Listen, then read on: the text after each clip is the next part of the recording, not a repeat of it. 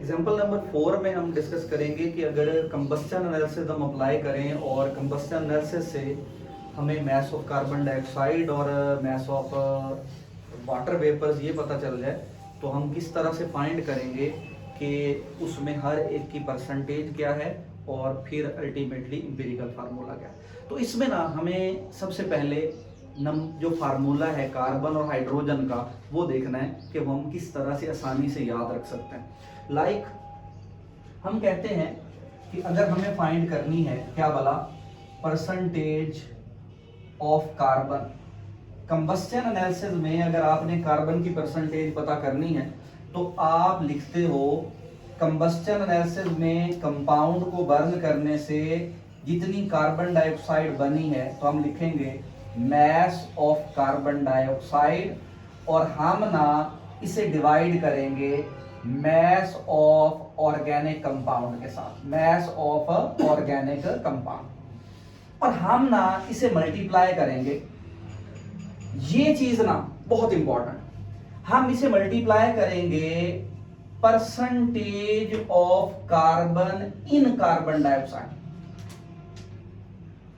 ये चीज बच्चों बड़ी इंपॉर्टेंट, ये वाला पॉइंट बहुत इंपॉर्टेंट। और अगर इसे समझ लेना तो ये आपको फार्मूला याद रहेगा।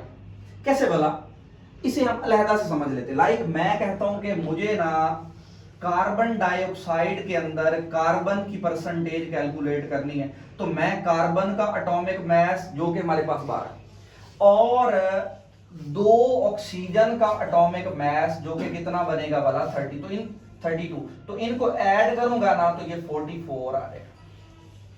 अब आपको इस पूरे कंपाउंड में फार्मूले से देखना है कि कार्बन की परसेंटेज क्या है, तो हम कहेंगे percentage of carbon equals to जितना कार्बन का मास है वो, जितना इस टोटल पूरे कंपाउंड का है वो, और इसे मल्टीप्लाई किससे कर दो भला 100 के साथ। मतलब कार्बन डाइऑक्साइड के अंदर कार्बन 1 है C, इसलिए मैंने ऊपर क्या लिखा, सिर्फ 12 लिखा, और नीचे जो CO2 का टोटल बन रहा है और मल्टीप्लाई किससे किया भला मैंने ये, तो इसलिए यहां पे आप लिखते हो ये percentage of carbon in carbon dioxide है। कौन सा नंबर यहां पे हम लिखेंगे, कौन सा डिजिट हम लिखेंगे, तो आपने अक्सर देखा यहाँ लिखा होता है क्या भला, ये 12 लिखा होता है, यहां 44 लिखा होता है, और इसे मल्टीप्लाई किया जा रहा होता है 100 के साथ। तो अब ये कैसे आया है ये आप लोग जान गए। इसी तरह मुझे ना परसेंटेज पता करनी है हाइड्रोजन की, और हमें पता है कि हम यहां पे लिखेंगे मास ऑफ, जो कंबस्शन एनालिसिस में हमने पढ़ा hydrogen is converted into H2O, तो जितना पानी कंबस्शन एनालिसिस में बनेगा ना उसका मास यहां, और यहां भी डिवाइड करना है आपने किसके साथ भला, मास ऑफ ऑर्गेनिक कंपाउंड, और यहां भी मल्टीप्लाई करना है आपने किस चीज के साथ मल्टीप्लाई करना है, परसेंटेज। जैसे यहां मैंने बताया कि हम मल्टीप्लाई करेंगे परसेंटेज के साथ, percentage of hydrogen in H2O।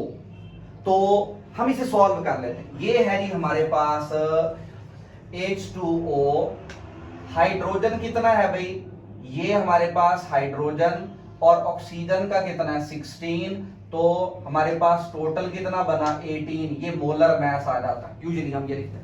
अब मैं कहता हूं कि मुझे ना पता करना है percentage of hydrogen in water, तो आप कहेंगे sir 2.016 divided by 18 multiplied with 100। तो यहां पे भी हम यही करेंगे कि हम percentage of hydrogen in water ये वाला फार्मूला लिखेंगे। तो हमारे पास जो फार्मूला बना वो ये वाला बन गया कि यहां मैं इसे मल्टीप्लाई करूंगा किसके साथ, 2.016 डिवाइडेड बाय 18 मल्टीप्लाइड विद 100। अब हमें 3 चीजें बताई गई हैं, हमें कार्बन डाइऑक्साइड का मास भी पता है, वाटर वेपर का भी पता है, और ऑर्गेनिक कंपाउंड का मास भी पता है। हम ना ये सारी चीजें यूज करके इनकी परसेंटेज निकालेंगे। तो अब हम इनकी वैल्यू जो है वो यहाँ पे क्या करेंगे भला, पुट करेंगे और यहां से निकालेंगे कि क्या हमारे पास परसेंटेज आती। तो सबसे पहले हम बात कर लेते हैं किसकी भला, कार्बन की। तो कार्बन डाइऑक्साइड का मास कितना हमें गिवन है, बोलो भाई। 1.039 ग्राम। और मास ऑफ ऑर्गेनिक कंपाउंड कितना है, 0.5439 ग्राम। मल्टीप्लाई किससे करना है, और यहां से हमें परसेंटेज मिली कितनी भाई, 52.08%।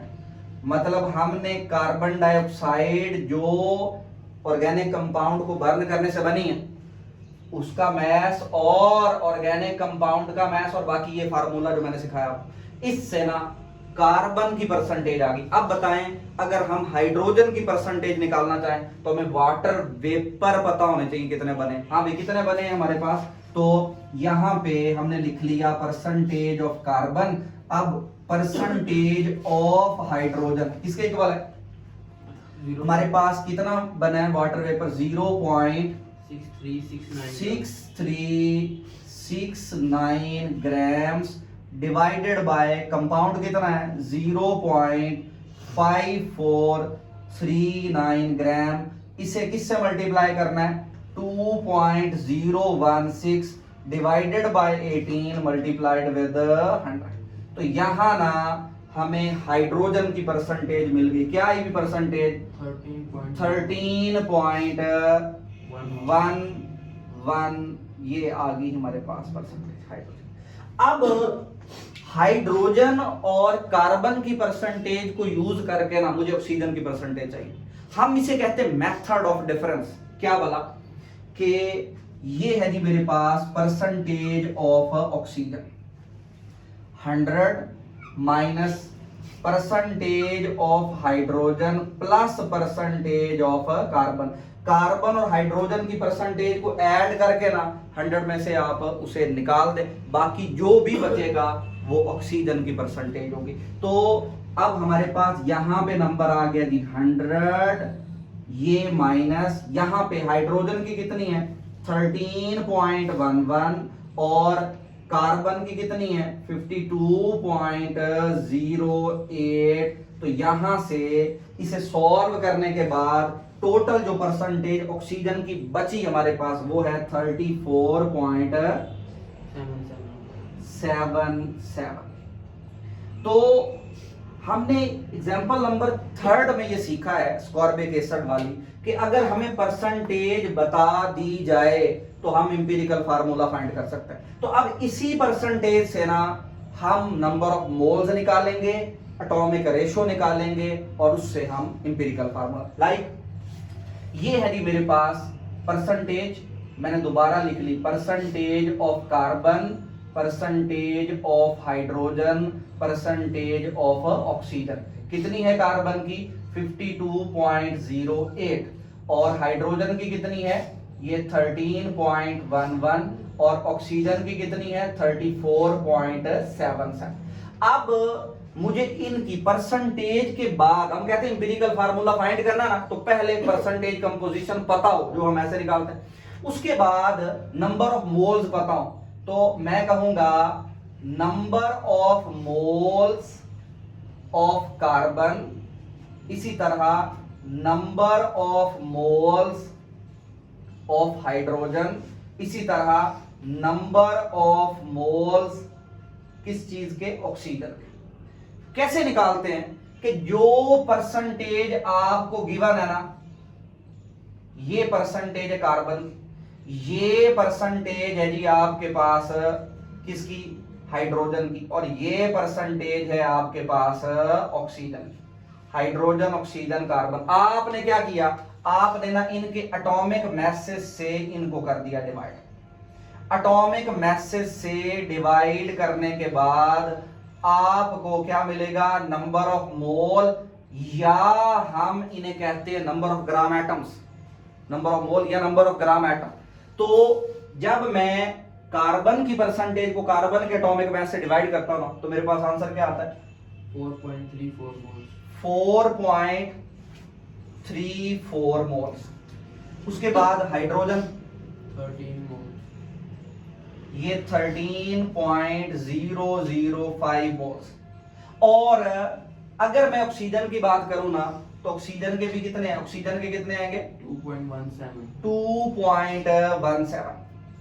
अब परसेंटेज कंपोजिशन हमने कंबस्टन एनालिसिस से फाइंड कर ली है, वो फार्मूला यूज करके। उसके बाद नंबर ऑफ मोल इस परसेंटेज से पता लग गया। अब मुझे देखना है कि इन तीनों में से लीस्ट वैल्यू कौन सी है, तो ये हमारे पास लीस्ट नंबर ऑफ मोल्स हैं। तो अब यहीं पे हम क्या करते हैं, हम इनकी एटॉमिक रेशो फाइंड कर लेते हैं। हाँ भी क्या है एटॉमिक रेशो, एटॉमिक रेशो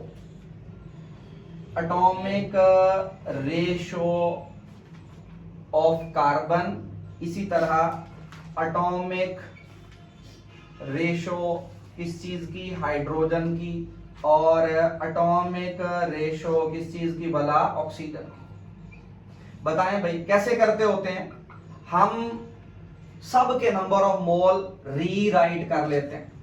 ये है जी पहले के नंबर ऑफ मोल, ये है जी सेकंड के नंबर ऑफ मोल, और ये है जी थर्ड के नंबर ऑफ मोल। इनमें से जो लीस्ट है ना वो ये वाले हैं। तो मैंने क्या किया, पहले वाले को भी इन्हीं नंबर ऑफ मोल से, दूसरे वाले को भी इन्हीं नंबर ऑफ मोल से, और तीसरे वाले को भी इसी वैल्यू से क्या कर दिया, डिवाइड।